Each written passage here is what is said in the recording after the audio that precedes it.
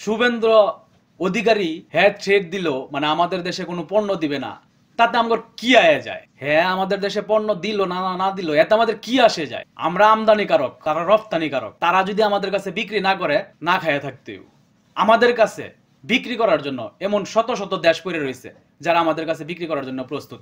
ইতিমধ্যে আপনারা দেখছেন পাকিস্তানের অলরেডি একটা জাহাজ আমাদের ঘাটে আইসা ভিড়ছে। প্রিয় দর্শক, আসসালামু আলাইকুম। আমরা গত দেড় যুগে শুনে আসছি আমাদের দেশের আলেম সমাজ বা যারাই কোনো প্রতিবাদ করছে সরকারের বিরুদ্ধে বা কোনো কিছু নিয়ে কথা বলছে তখনই তাদেরকে ট্র্যাক দেওয়া হয়েছে, পাকিস্তানপন্থী বইলা তাদেরকে ট্র্যাক দেওয়া হয়েছে। কিন্তু গত দেড় যুগে আপনারা কি কোনো সময় দেখছেন যে আপনার পাকিস্তান থেকে বা আপনার আফগানিস্তান থেকে এই আলেম সমাজকে বা আলেমদেরকে যখন গ্রেপ্তার করা হয়েছে কেউ কোনো থ্রেট দিতে বা কোনো হুমকি দিতে? কেউ দেয় নাই। গতকাল যখন ইসকন নেতা চিন্ময় কুমারকে গ্রেপ্তার করা হইলো তারপর থেকে আমরা দেখতেছি আমাদের পার্শ্ববর্তী দাদারা কুকুরের মতো গেউ গেউ শুরু করছে।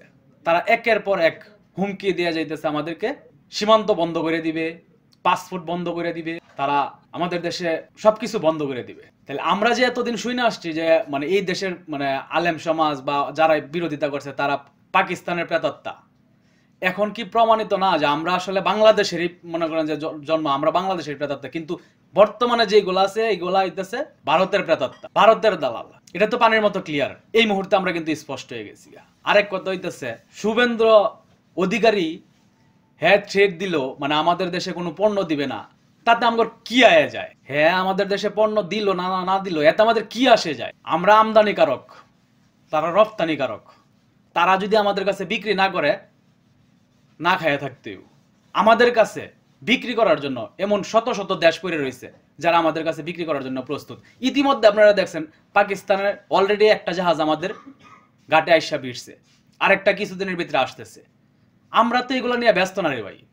তুই এইগুলা বন্ধ কর, এতে আমাদের তো কিচ্ছু আসে যায় না, কিন্তু থ্রেড দেওয়া বন্ধ কর। তোর থ্রেডে এই দেশের কিচ্ছু আসে যায়। তোর থ্রেড শুধুমাত্র কিছু উস্কানি দিতে পারবি, এর চাইতে বেশি কিছু আমাদের দেশে করতে পারবি না। সো এতটুকু তাদেরকে মানে ক্লিয়ার করতে চাই।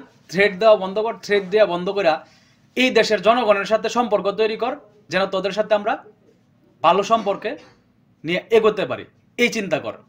শুধু শুধু উগ্রতা ছড়াইস না এই দেশে। এই দেশটাকে নিয়ে এই দেশটার মানুষ শান্তিতে আছে, স্বস্তিতে আছে, মানুষ একে অপরের প্রতি ভালোবাসা সহানুভূতি দেখায় আছে। এতটুক ভ্রাতৃত্ব বজায় থাকতে দে, এর চাইতে বেশি কিছু তোরা করিস। বাংলাদেশ নিয়ে কোনো উস্কানি দিবি না। তোদের বিষয় তোরা বুঝ, আমাদের দেশের অভ্যন্তরীণ বিষয়টা আমরা বুঝবো। আমাদেরকে নিয়ে তোদের চিন্তা করার কোনো প্রয়োজন নেই। তো যাই হোক, আজকে কথাগুলো একটু মানে এইভাবেই বলতে হয়েছে। আমরা কিছুক্ষণ আগেও দেখছি মানে শুভেন্দ্র অধিকারী শারজিস আলমের মানে বক্তব্য নিয়ে সে খুব মানে ক্ষিপ্ত এবং সে উদাহরণ দিচ্ছে শেখ মুজিব সাহেব থেকে দূরে মানে আপনার এরশাদ পর্যন্ত, এই পর্যন্ত যেই কয়জন রাষ্ট্র পরিচালনা করছে তাদের সাথে, ভারতের সাথে এই ধরনের আচরণ করে না। আরে বেটা, তোদের সাথে এই আচরণ না করার কারণে তো তোরা আজকে আমাদের গাড়ির উপরে উঠে বসছে। আমরা তো বর্তমান জেনারেশন তোদের বিরুদ্ধে দাঁড়াইছে দেখে তো আজকে আমরা মনে করি যে বিপ্লবী। এটা তোদের বুঝতে হবে। যাই হোক, এতটুকুই বলার ছিল। ভালো থাকবেন সকলেই। আসসালামু আলাইকুম।